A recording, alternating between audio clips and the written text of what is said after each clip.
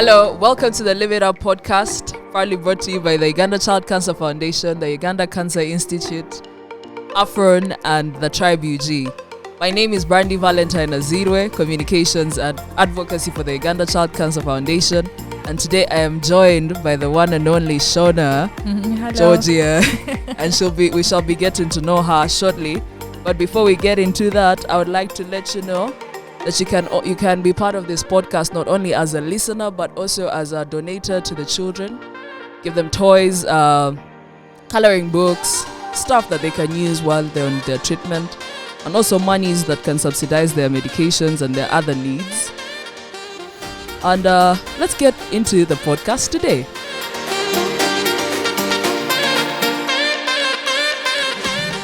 Welcome, Shauna. Oh, thank you so much. Yeah.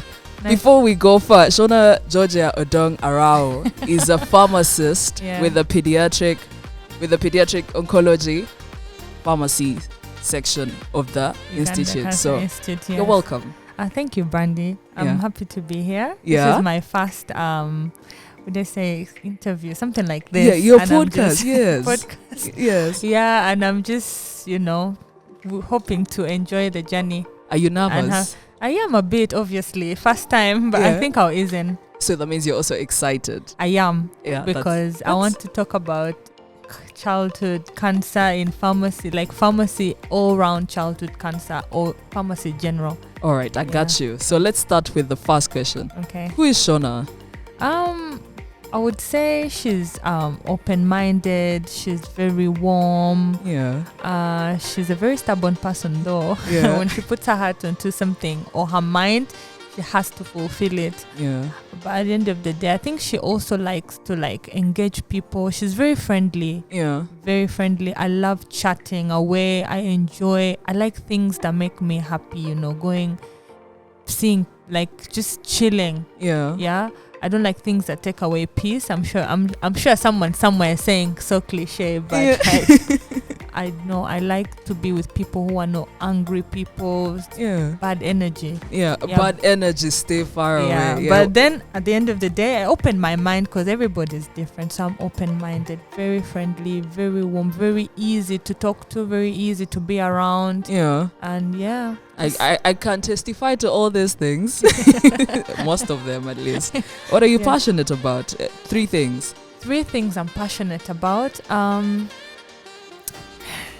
One is very cliche. I would like to be a mom. Yeah. The second thing is I would like to be somebody massive in the childhood cancer world. Yeah. Yeah.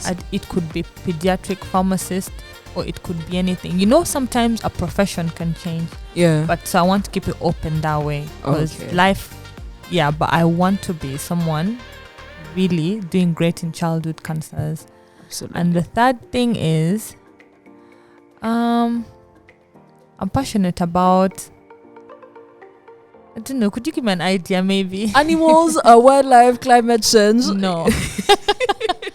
We shall leave those for the rest. Yeah. But I'm actually glad that you are passionate about childhood cancers. Yes. And you do so much for the kids around here. Yeah. I see you move up and down from time to time. I do. And at times I don't even understand what you're doing. But now that you're here, you're going to explain to us what is your specialty now? Tell us more about pharmacy. So pharmacy is just a degree that a person just studies basically about medicines. Yeah. You study about medicines. You study about what medicines are used for, why you take certain medicines, what they do to you, maybe cause A, B, C, D to your body, or so you just literally medicines when you take it in your body and how it reacts, and also when you mix it with other medicines, what it can do to other things, generally medicine. Yeah. So you don't have much of patient. You don't have much of, would I say, patient study? You don't study much about a human being. It's more of the medicine. And if a pharmacist, human being, and also what you can recommend for certain things. So you can do simple things like if someone has flu and cough, a pharmacist can recommend that. Yeah. So we can, would I say, treat certain common illnesses that people see in the community, but we can't go down to like proper diagnosis. Yeah. Because that's more of medicine. Yeah. And surgery. Yeah. The doctors. Yeah. So pharmacy is basic like that. It's just medicine. When someone takes a medicine, how do they feel? When somebody takes a medicine, another medicine, what happens? Yeah. If a doctor recommends this medicine, maybe it's not appropriate because of this. So that's majorly what we do. Okay. Yeah, we can also mix. Yeah. Like we can also manufacture. Yeah. We can also do things like that. Yeah. And that part of it is what we do here at Cancer Institute. So that will bring me here. So my specialty is pharmacy, though I have a master's in cancer and nanomedicine. Yes. So I'm actually, I think, in the right place. Yeah, you are, absolutely. So, yeah. So I would say I don't have a specialty yet, which will bring me to probably, I think in the next probably how many minutes, I'll explain why I would love to, how I joined pediatric cancers and give more light on it. Yeah. Which is why I want to ask, what did you study? I studied pharmacy, but then at master's level I did cancer nanomedicine. So what nanomedicine is, you design drug carriers. Yeah. So a drug is given to a person, but sometimes they don't reach somewhere in your body. Yeah. So you put it in like a cup, would I say a capsule or something? Like put it in a carrier. In a carrier. Yeah. Oh, okay. So amoxil is in a capsule, but that is for other reasons. Yes. Like maybe it could be reasons like you don't want the pellets to get in touch with your stomach and cause ulcers for certain drugs. Yeah. Or you want it not to be destroyed in the stomach instead of it reaching where it's meant to go. So it's put in a capsule. So many reasons why we put drugs in certain things. There are films and things like that. Yeah. Yeah. I'm enlightened. Okay, let's go. Yeah, so there are many reasons. Yeah. But this was more of engineering. So what I did, I designed a drug for lung cancer. Okay. It was it was a drug for lung cancer. Yeah, so the task so the task was in that we needed to choose cancers. Yeah. So that lecturer literally chose our cancer. So they gave me non-small cell lung cancer. Yeah. And my task was to design a drug that is to target a certain gap in treating non-small cell lung cancer, which I didn't know. So I had to first find the gap. Yes. Then engineer this Shauna drug to target and cause and help, treat this cancer. Yeah. Okay, I had to read. So there's only one drug I found that was targeting, but there was a pathway that was having issues. There's still research on it. So that's what I did. And I came up with a drug that had an adenovirus carrier and the drugs attached to it linked with some I forgot, but it was there. I engineered it, and I have my paper. Yeah. How long did that take you? Master's was 1 year. Yeah. So from the beginning, this was an assignment from the beginning. It's amazing how you said, I forgot, but I have my paper. It was long time ago. There is evidence to back it. This was 2015. Yeah. Yes, that's when I completed. Yeah. But yeah, it was interesting. It was really nice. And so when I came back to Uganda, where was that? I studied at the University of Manchester. Hello. So did you get to interact with some footballers? I get asked that a lot, but all I can say is I had my registration exam in Old Trafford. Yeah. So I had my registration exam in Old Trafford. I think that's the closest I got to footballers. Yeah, okay. Yeah. That's cool. So when you came back, So when I came back, I had to register here as well as a pharmacist. So this could go out to anybody who's a pharmacist who's studying abroad, or if you know anybody here in Uganda, licensed, because I'm licensed in England as well. Yeah. I'm a pharmacist in England. Yes, ma'am. And so when I came back, this license is not recognized in this country. Yeah. They don't care whether it's from the Queen. Yeah. So I had to do a 2-year. It's a 2-year program where you have to write an exam pre-entry. So you have to pass. Yeah. You have to show that you can actually be accepted in the internship program. Yeah. Then after internship, you have to show you learned something. So there are 2 exams. So I did that. I passed and then, got accepted to the Cancer Institute. I actually did my internship at Cancer Institute and fell in love with it. So that's how I ended up here. That's how you ended up here. Yeah. And that's how you stayed. Yeah, that's how I stayed. And that's why you wear a black uniform when some are wearing blue. Eh? That's why I said I'm stubborn sometimes. But she does My her work personality. efficiently, guys. Yeah. Do not be deceived. Yeah. How was your experience been treating children? I joined children around November 4th, not 4th, around probably 16th November last year. Yeah. I had actually been employed under stores at Cancer Institute. But then I was dying inside. I wanted more clinical, more, interaction with patients. Yeah. To be honest, I have always wanted to be a doctor. I just had a funny experience when I was here for 1 week before I traveled. Yeah. The first week, I think you're taken to see cadavers. Yeah. And I ran away from medicine and surgery. You were like, no, thank you. But it's something I wish. So I felt like even as a pharmacist, you still have a chance to do clinical works, So I felt like, can't I, do more other than supply chain. I didn't want supply. I wanted to speak to patients, know experiences. So I spoke to a colleague of mine who directed me to pediatrics and said, try and see what's there. Yeah. And then I met the head of department, and she was so welcoming. So that way I got into Dr. Joyce.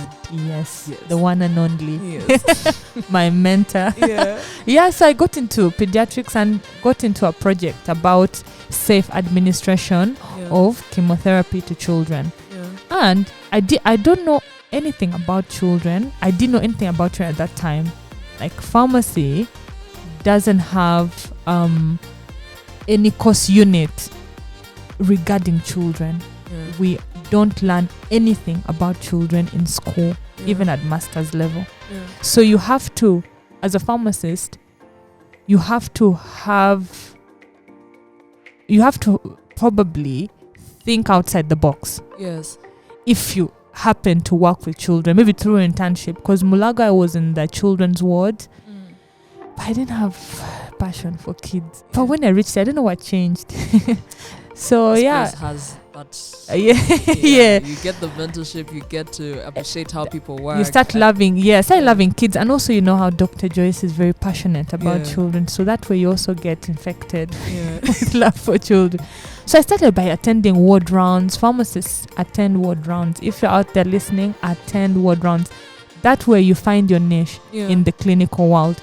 If you don't attend ward rounds, you don't know the gap, or you don't know what challenges, what medicine related challenges doctors are facing, and you can actually jump right in as a pharmacist. So I attended ward rounds. It was so interesting, though I used to ask the most ridiculous questions. Be like, who are you? Are you an intern? What kind of questions are these? Like, for example, let's say in the journalism world, like you would understand it better and start asking me, is that a camera? Like, it's a camera. So I'd ask, is this cancer? Like, and then there would be tests. I don't understand certain tests, all these things. So, but then what I did was I went slowly. Okay, I sat myself down. I said, let me start from the basics. Like, I don't know about children, but let me start from the basics. As basic as mixing their chemotherapy. Because as a pharmacist, the reason we're here is to mix the chemotherapy, drugs, anything. So I said, let me tailor my pharmacy, my pharmacist skills as basic as that, to that level of just mixing, and then I'll see how to graduate to bigger things. So I started mixing chemotherapy, and now I mix chemotherapy for children early in the morning for the ward. And for the outpatients, normally by 12:31 they bring their list and I mix. So that way I learned, how to mix, because the medicines for children are different from adults. So that's so cool. And then I started falling in love with the kids, because when you give the medicines, they have all these complaints. Then you start reading. Then you start understanding a child's treatment of children, then understand a child's body. So And reading is knowledge. No, rather, reading gives you knowledge. Knowledge is power. When you read, you discover so much. Yeah. So that way I got more interested. Remember, I was not taught, so I'm self-teaching, would I say. So, on top of your Old Trafford and, and Manchester. Yes. Yeah. Manchester, please. Yeah. So that's where I am so far in children. That's so cool. Yeah. Wait, I applaud you. Thank you. Yeah. They say when you read, you get to see the world in different perspectives. So I'm glad you're on that journey. Yeah. Talk to us more about emergency protocols. So, how did Brandy get to know this? I read. So, Shauna got into the pediatric oncology unit and she starts by mixing chemotherapy. Yeah. But then I find, then I'm introduced to this ongoing project. Actually, I'm not going to say the project was dead, but it was on hold. Yeah. Because there was no one pushing. There was like no one spearheading. Yeah. Like they felt there was no one right to do it. Yeah. Maybe it's just coincidental. The moment was waiting for you. Maybe you get because it was literally just yeah. So it was literally just like on silence, and then I come and the coach is like, please pick this up, and then I don't understand pediatric oncology. I don't understand these protocols. I don't understand what's going on. Yeah. So what do? I sit in my room and I Google pediatric, maybe oncology pharmacy, and it came up. Yeah. It's actually a thing. Yeah. I was like, okay. Okay. Yes. Yeah? Okay. Is there any literature that I can have? Yes. I Google and the book has to be bought. Yeah. I'm like, gosh. Like $5. Yes. And it was pediatric onco pharmacy. I was like, oh my God, there's actually a book. There's a book. So I text a friend of mine who gets it for me for free. I don't know how. I don't know how people crack these things. Kudos to Shauna's friend who got her the book for free. So I get the book and start reading and understanding. Yeah. Going through cancers. I'm seeing ALL. I'm seeing AML. I'm seeing many different things. I'm like, okay. So then the emergency protocols are treating these things. ALL, AML, is treating lymphoma, is treating germ cell tumors, it's treating all these things that I have never heard of. Yeah. So of course I had to do some reading. My boss is great because she was my tool. I was literally on her neck every day for 30 to 40 minutes at least every day, understanding. So for me, I felt like that was good. You know, when you have the spirit, you learn. So in no time, I got hold of these emergency protocols because they were sent on a drive. And then I got hold of them. So what emergency protocols are in the pediatric oncology world is children normally come to the Cancer Institute late. The majority we see present late. Yeah. And when they come, obviously we are in a resource limited center. Yeah. So you don't want a child waiting for their results without anything that is treating or some sort of medication. You know, malaria, we can give you Panadol. You know, you come, you wait for a malaria test, we give you Panadol and the test comes back in like 5-6 minutes. Yeah. So with cancer, results can take up to 3 weeks in a resource limited center, even a month. So because of the many people seeking, there's that. Also, we don't have certain facilities at the institute, so we send the samples elsewhere. And also, they're also getting from elsewhere. So resources are not many. So what the pediatric department brought up were these emergency protocols, and it's Dr. Joyce will elaborate on them because she says the Society of Cancer in Africa and the world recognize these protocols, meaning it's actually discussed above Africa as a continent. Yes, because she's the president for CEOP. Of Africa. She's the continental representative. So she said it's beyond this. So this is acceptable that a child comes and on clinical. First, I need to make a disclaimer. Cancer is not diagnosed clinically. It's diagnosed with tests. Yes. Yeah. But they are having these emergency protocols on clinical basis because of their expert decisions. Yes. Yeah. They will elaborate more why they're using it. But in simple terms, those are emergency protocols. You don't want a child to come and stay there with the cancer. So we give a certain medicine, and normally they actually respond. While they wait for the results. Yeah. So these emergency protocols were sent from a hospital in Cambridge, Aden's Hospital, Cambridge, and we have that project here in Uganda Cancer Institute, and I am spearheading as the pharmacist. Yes, please. So I designed it and tailored it to our children here. So right now what we're doing, we're piloting them. So what these protocols have, they have the drugs to give. Yes. When a child presents with ABCD and a consultant agrees that this child should be on this emergency protocol. We have 4 at the moment. We have the one for lymphoma. If a child is presenting with something that looks like a lymphoma, and we don't yet have concrete results, we start you on that protocol, and it's a one-off. Yes. So that way a child symptoms can be alleviated, a child at least is receiving something rather than just being there and waiting a month, and cancer advances in no time. True. Then we have the germ cell tumor ones. If we have a suspected germ cell tumor, neuroblastoma, those kind of cancers, we are starting them on that. So we started with the 4 most common, which is lymphoma, germ cell tumor, germ cell tumor, the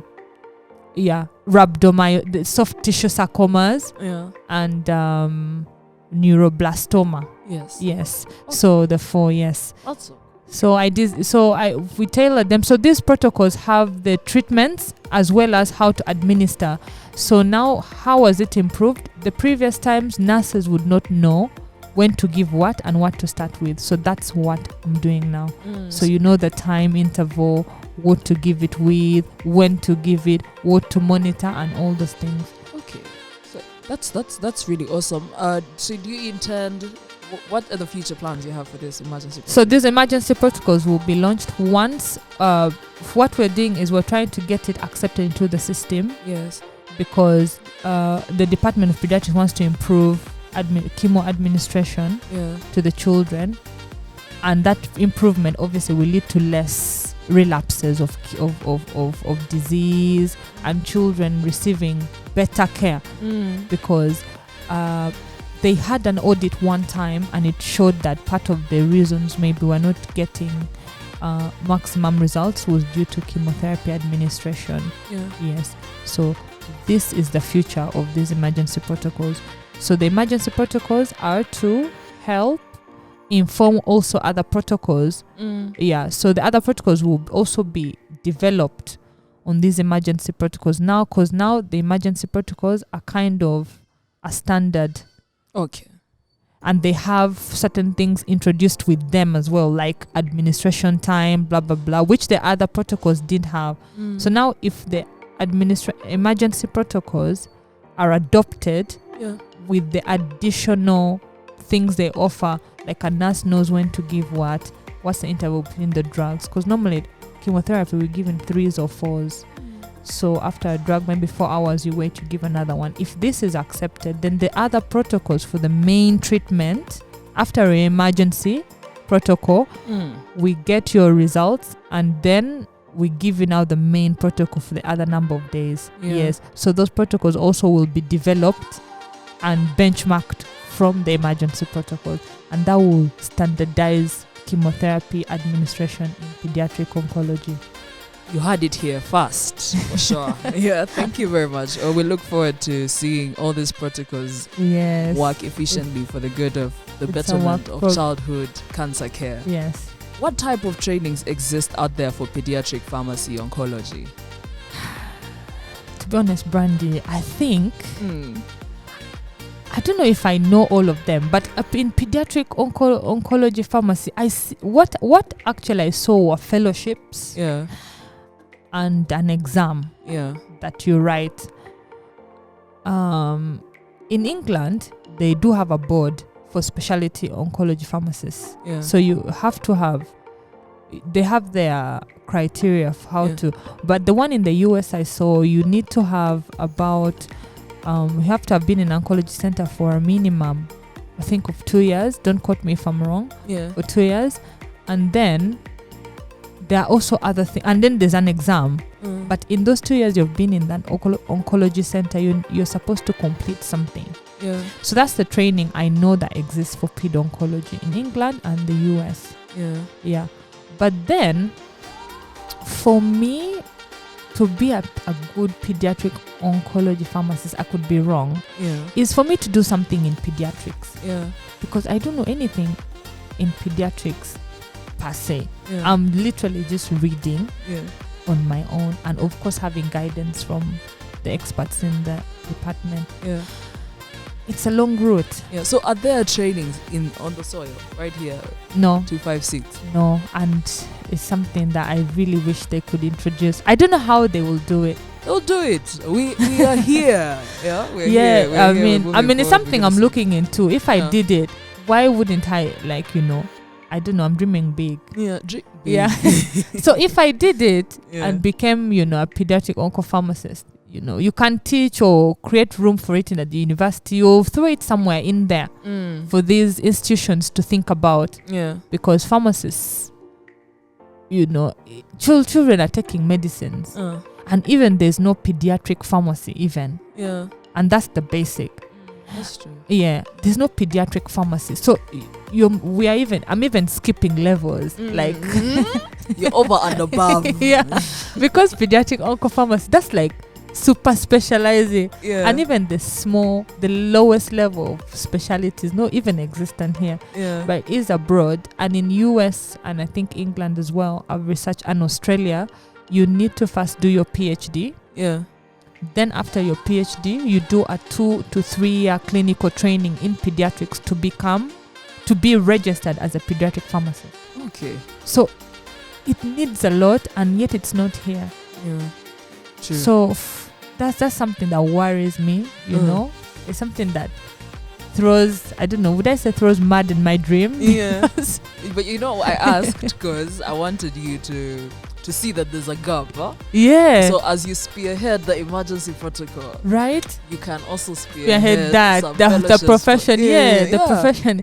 There's no program here. Yeah, because I also feel like that's how Dr. Rem started. Because it was first the NCI, and then now he is. Yeah, I read about it. Yeah. And then Dr. Joyce is the first female childhood cancer. Yes, oncology. they're all pioneers. Yeah. So for me, the thing is, there's a very bright light. Yeah. Obviously, I'm seeing at the end of the tunnel. Just that there's soil, there's humps, there's snakes, there are termites, there are what. But you know what? I'm determined. Yeah. I'm determined. Right now, actually, something interesting I'm doing is I want to pursue that line where I become a pediatric pharmacist.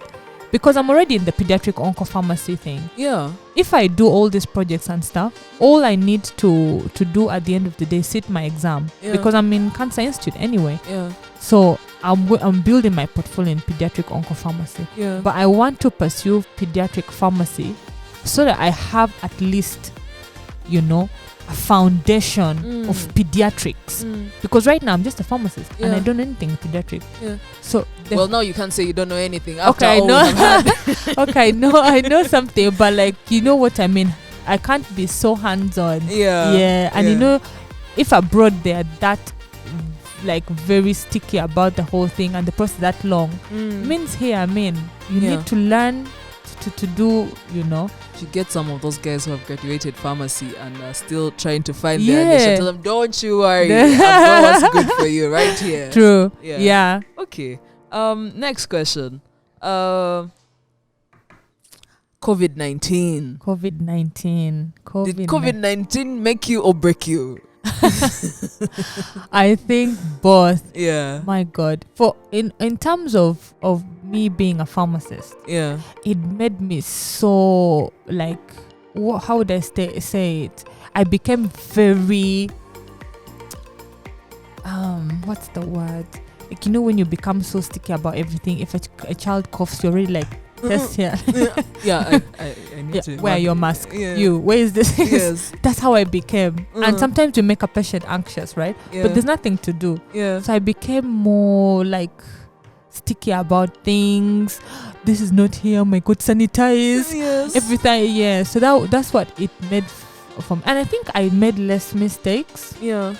With with how I was doing things, like, mixing chemotherapy, you have to make needles, prepare your needles before. So I was very vigilant, very cautious about everything. Yes. Oh my God, I don't want to make the children sick. All these things. So that's what it did for me. So professionally, I think it improved me. And then personally, I go anxiety because my mom lost her 2 best friends. My dad lost his best friend. So how you're at home, these Zays, man, they're always like, guys. And I work in an oncologist. I work in a hospital. So my mom would be like, when you come back, bathe now. Bathe. And so obviously my mental health, you're always like, gosh. So basically that's what it did to me. So I think a bit of both. COVID was sad. There was a time I was at home and I was passing through the corridor and I found my dad on Zoom and he was walking around. And then I could hear people singing and be like, we're attending a burial on Zoom. I was like, is this where we have reached? Right? It was crazy. It was bad. But we're here. We're here. Thank God. What do you suggest the Institute does better? In terms of anything or in terms of everything? Everything. I think because I know they're doing a good job. They are doing a good job. But where can we do better? I think the Institute should support I think the Institute should be, how can I place it? Because as a pharmacist, I'm going to speak as a pharmacist who has a dream that I had to find out on my own. There was no literature, there was no mentor, there was no guidance on this. Of course, they have guidance for any other thing. I'm not faulting them that they don't have something for Pead Oncology pharmacy. But if they can create, if they can like open up and show us more specialties available in cancer that favor our primary professions, then tell us what's available, what they can offer, what kind of trainings are available, what can we do. I think they will. That would be awesome. Because that would be awesome for me. That would work for me so well. And in regards to people's mental health and everything, we don't have any counselors here or anything like that, so they can bring in people like Brandy. What's up? we do it for the kids, but we need it for the adults. We need it for the adults. Sometimes just chatting away actually, relieves stress and stuff. That's true. Access to medicine for children. Yes. Is the demand equal to the supply? No. No, it's not. What is the ratio? Roughly. We won't quote you if you're wrong. I think 7 to. How do you do ratios? Oh my God, I'm so bad. It's 3 to 2. That's for 5. In a group of. If it's 10, 7 to 10. 7 to 10. Yeah. Okay. No, if it's 10, so it's 7 to 3. Oh, 7 to 3. Is the demand higher than the supply? The demand is higher than the supply. Yes. So what can we do to fix this? We would. The thing is, the Cancer Institute, access to medicines.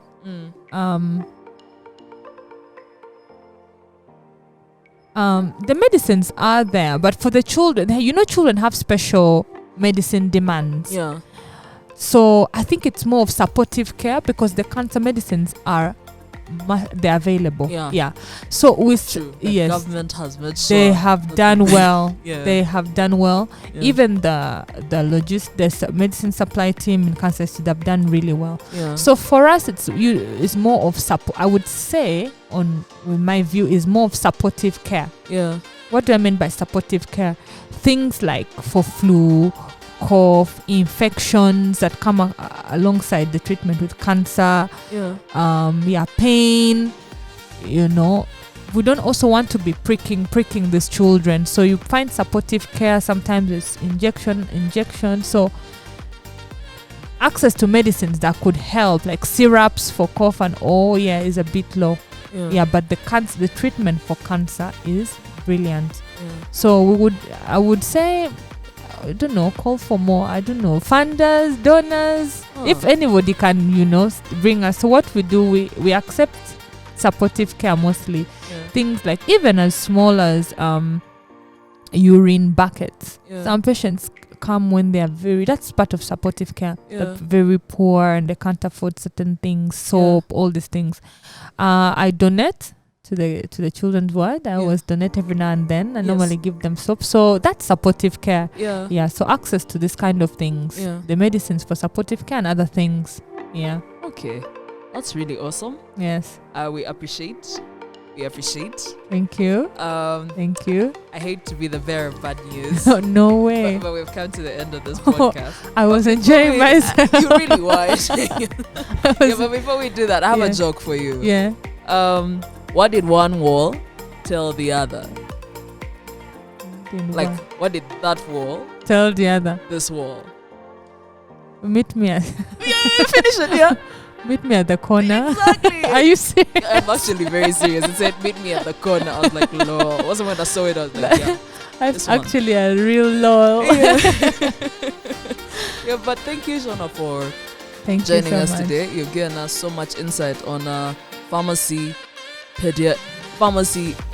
pediatric oncology pharmacy. Yeah, yes. Thank you very much. It has been a fruitful conversation. Thank you. We hope to have you again, and we wish you success. Thank you. In Amen. your emergency protocol. Thank you. And pursuing. Yes, and also creating more fellowships for pediatric oncology. Yeah, fellowships, mentorships, opening the room for pharmacists to come in Pead. There are no pharmacists in pediatrics, honestly. It's a shame. Children are amazing. They are nice to work with. So many opportunities are immense in pediatrics. So pharmacists, please. You can do a lot. You can be clinicians in pediatrics. You can do clinical courses in pediatric pharmacology and petition to be under clinician. It's allowed in the pharmacy school of Uganda. You can speak to somebody who can advise further. So there are opportunities in pediatrics, please, pharmacists. Yeah. All right, guys. So the activity we're having this week is we have to eat more fruit. Watermelon. And not the watermelon, like watermelon. Yeah. Take 1.5 liters of water minimum a day. Tell them more they should do, because we give an activity every week just to boost people's immunity and fitness. I dare people to take. I take up to 4 liters a day. A day? Yes. Of water? Yes. Up to 4 liters. So normally I take the ice water is 1.5, so I take 2 bottles a day. Yeah. And if I'm lazy, 1, but I dare people to do the activity this week. I'm challenged, so please do be challenged as well. Thank you for listening to the Live It Up podcast, and it is proudly brought to you by the Uganda Child Cancer Foundation. You can find them on all their socials, on Twitter, Instagram, and Facebook, UCCF UG. We have Tribe UG in the production house giving us all this that is happening along the socials. Find them on the Facebook, Instagram, and Twitter, and the website at the Tribe UG. Then we also have Arao offering care and mentorship to the young people that fight cancer in ways they can. And lastly, the Uganda Cancer Institute, that is our host. Yeah. It's where all the magic happens. And also on the lens, we have E-Class Productions. Feel free to join us next time. And I'll share Shauna's details on our socials, so feel free to find them there when we are ready. All right. I've been your host, Brandy. Thank you, Brandy. Shauna, and I'd like to say bye. Bye.